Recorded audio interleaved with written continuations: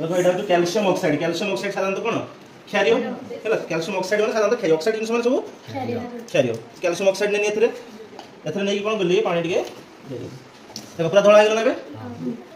पूरा धळा गेला तापर जो हमर रंग हला देखो एटा हो फेनोलाफ्थिलिन एटा हो कोन फेनोलाफ्थिलिन ये कोन करे ना क्षार को कोन करे ए रंग दिए देखि परछो को रंग दोची ए रंग दोची हैला देखो केमती रंग हिला देखो देखो एटा जो मु नेइथिली एटा कोन कहलो अम्ल एटा कोन अम्ल क्षार को कोन करे प्रशमन करे ना अम्ल क्षार कोन करे प्रशमन करे बैलेंस करे तनो ए जो अम्ल एथे देला फलरे से जो तार क्षारीय गुणा को से कोन करजी प्रतिहत करजी क्षारीय गुणा जो तार थिला सेटा को पूरा उभै दोजे एवं वर्तमान ये अम्लीय नुहे कि क्षारीय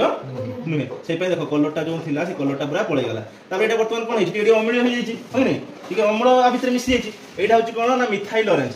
ऑरेंज टा कोन करिवे जते बेले अम्ल रे पडिवो तते बेले गाढ़ लाल रंग हिची देखि पछन लाल रंग कोन होची देखि छी नै हैला ताने वर्तमान काम कर अम्ल क्षार मिथाइल ऑरेंज एवं फेनोलाफ्थिलिन रो